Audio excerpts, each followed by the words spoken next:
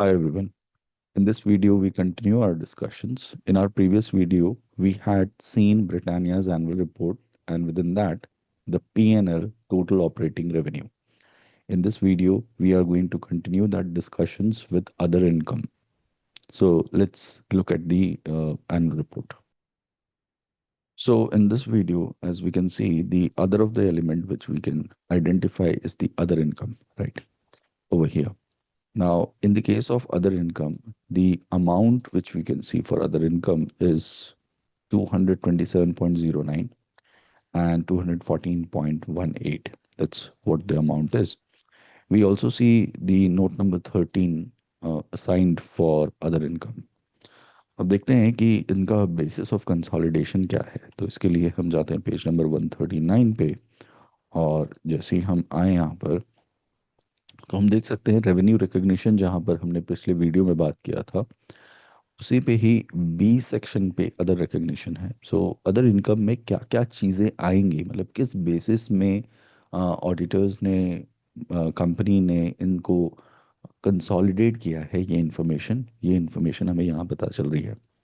Income from royalties which are let us say any intellectual property which the company might have, that might have been used, are recognized based on contractual agreements.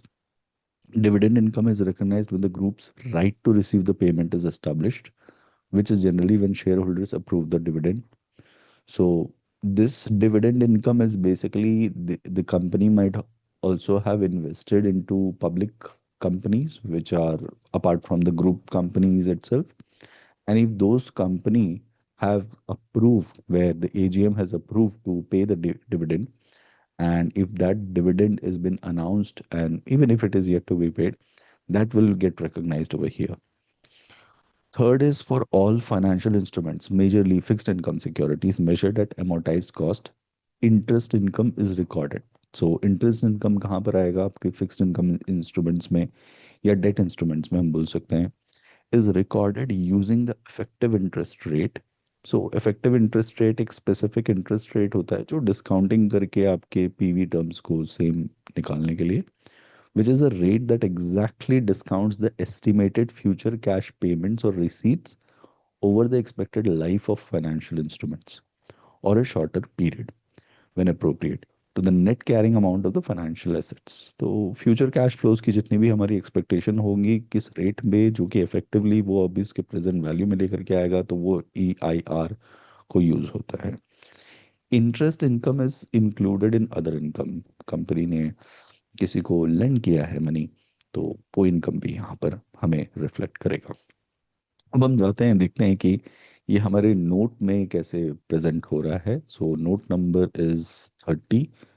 So this is where we are finding the other income for the company. So interest income from financial assets carried at amortized cost. So as we had seen in the basis of consolidation pay, the interest income carried at amortized cost, which is amortization process एक होता है जिसके through से आप discounting करके लेकर के आते हैं और उसको कॉस्ट असाइन करते हैं। इंटरेस्ट इनकम 132.80 है। Net gain on financial assets measured at fair value through P&L। So financial assets की रीमेजरमेंट्स भी होती है, जैसे कंपनी ने कुछ फिक्स्ड इनकम सिक्योरिटीज या कोई फाइनेंशियल एसेट में परचेज किया था, उसमें कुछ गेन या लॉस हुआ, और अगर वो किसी भी अकाउंटिंग स्टैंडर्ड्स के साथ में अकॉर्डिंगली वो मैच कर रहा है, जहाँ पर उनको रीवैल्यूएशन करके गेन्स एंड लॉसेस को आइडेंटिफाई करना पड़ेगा। व्हेन आई से रीवैल्यूएशन मतलब उसकी फेयर वैल्यू आइडेंटिफाई करने के बाद, तो वो P&L के अंदर में आ जाती है। तो जब भी आप एनालिसिस करें और अदर इनकम का पोर्शन अगर आपके टोटल ऑपरेटिंग रेवेन्यू से बहुत ही ज़्यादा अगर बढ़ा हो, तो एक तरह से एक रेड फ्लैग भी होता है कि, क्योंकि जो हमारे अदर ऑपरेटिंग या रेवेन्यू फ्रॉम ऑपरेशंस है वो कोर बिजनेस एक्टिविटीज़ के होते हैं। Other income non core business activities के लिए होते हैं। फॉर एग्जांपल ब्रिटानिया के कोर ऑपरेटिंग एक्टिविटीज़ आपके बेकरी है, बिस्किट्स है और कन्फेक्शनरीज मैन्युफैक्चर करना है और सेल करना है। Apart from that profit on sale of property plant and equipment, ये भी हमारे यहाँ पर आएगा। तो प्रॉफिट क्या होता है, आप ऐसे समझिए कि अगर पिछले साल तक बुक्स ऑफ अकाउंट्स में कंपनी ने अपनी इक्विपमेंट को 100 करोड़ में रिकॉर्ड करके रखा था और इस साल उन्होंने 105 करोड़ में बेच दिया, तो बुक्स ऑफ अकाउंट्स के हिसाब से आपने प्रमाणित तौर पे लिखा था कि आपकी वो वैल्यू 100 करोड़ की है, लेकिन आपने कैश रियलाइज किया 105, तो वो 5 करोड़ आपके पीएनएल में रिकॉर्ड हो जाएगा प्रॉफिट के नाम से। एंड सेम वेज अगर 100 करोड़ के रिकॉर्डेड थे, कंपनी ने रियलाइज किया 95 करोड़, तो लॉस होगा, तो लॉस यहाँ पर एडजस्ट होगा, वो भी एडजस्टमेंट्स होंगे। Foreign exchange gain which is again net of transactions के बेसिस की वजह से, और कई सारी ऐसी एक्टिविटीज़ होती है जैसे हेजिंग या डेरिवेटिव्स, उसके थ्रू से फॉरेन एक्सचेंज के रिगार्डिंग या तो गेन या लॉस होगा नेट ऑफ बेसिस में, तो वो भी यहाँ पर आता है। अदर रिसीट्स, जो भी चीज़ आपकी इनकम जो कि कैटेगराइज हो जाती है, तो वो भी आपके यहाँ पर आएंगे, which is 227.09। So these all are getting under our other income segment, which is 227.09 and 214.18. So this is also giving us, which is P&L includes realized gain on sale of investments, जो कि already यहाँ पर mentioned है 63.94 for 31st March, वो adjusted values है। I hope आपको समझ में आया होगा अदर इनकम क्या है, क्या एलिमेंट है।